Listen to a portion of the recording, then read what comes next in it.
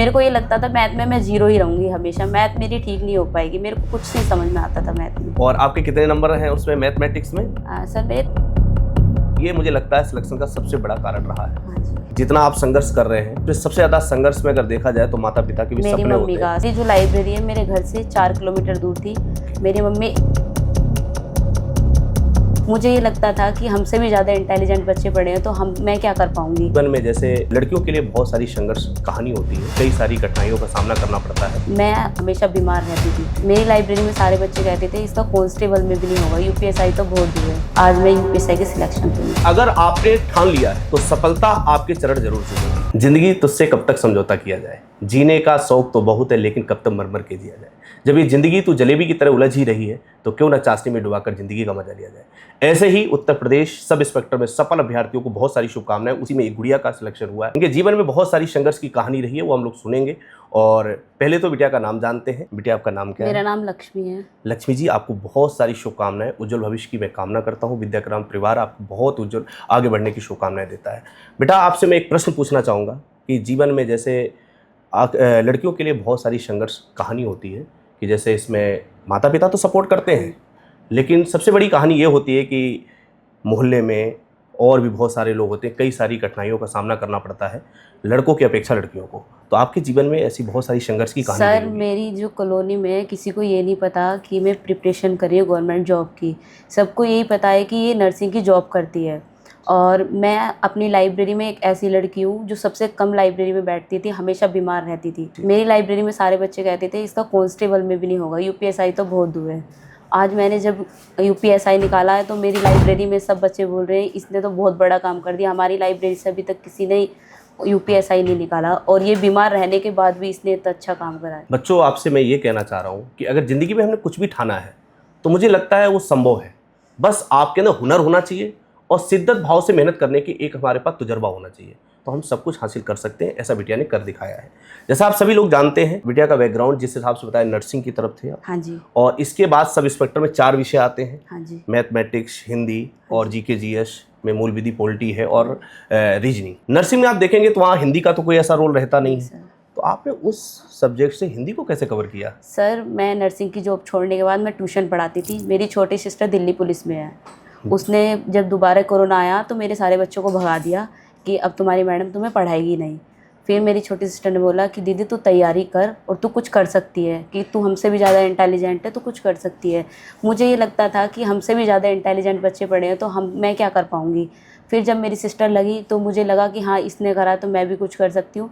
फिर मैंने continue UPSI की तैयारी करी और आज मैं यूपीएसआई के सिलेक्शन पे हूँ। इसका मतलब ये पता चलता है कि अगर हम जीवन में कुछ भी करना चाहें, हमारा बैकग्राउंड कुछ भी हो, सफलता के लिए सिर्फ ईमानदारी और मेहनत करने का एक हमारे अंदर तजुर्बा, बाकी समाज कुछ भी कर रहा है उससे हमें ज़्यादा मतलब नहीं रहता।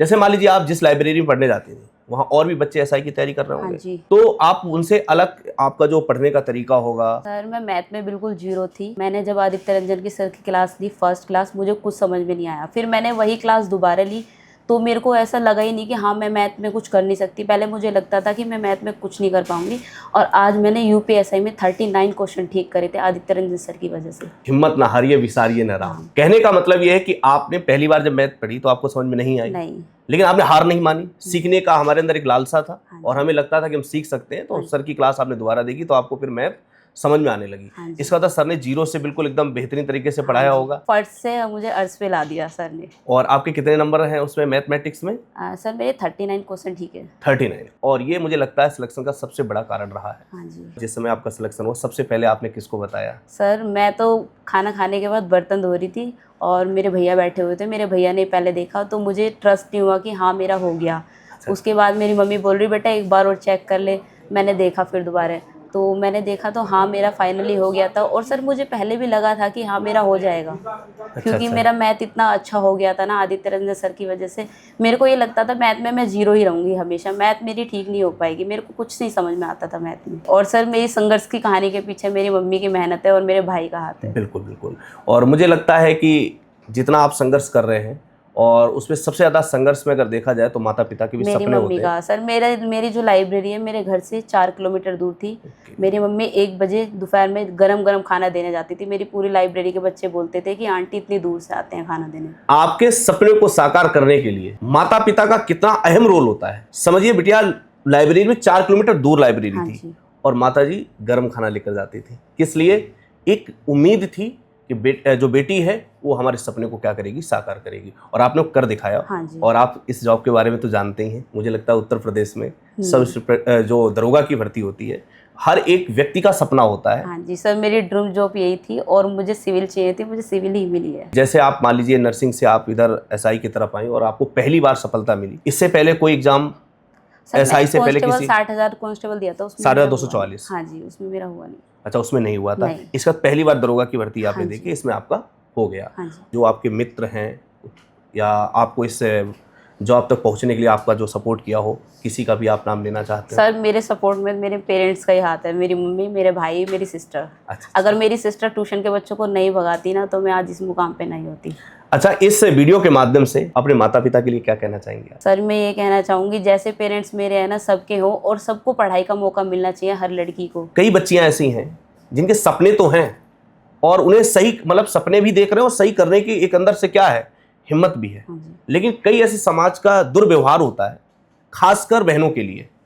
तो उन लड़कियों के लिए आप क्या कहना चाहेंगे कि जो भविष्य में ऐसा कभी भी नर्वस फील करें तो आपकी वीडियो से उन्हें सकारात्मक एक ऊर्जा मिल सके? मैं ये कहना चाहूँगी, पहले तो उनके साथ पेरेंट्स का सपोर्ट होना चाहिए, फिर उनको है ना अपने ऊपर कॉन्फिडेंस होना चाहिए कि हाँ मैं ये कर सकती हूँ। सामने वाला कैसा भी हो, कुछ भी बोले, अपने ऊपर कॉन्फिडेंस रखो तो सब कुछ हो जाता है। बिल्कुल।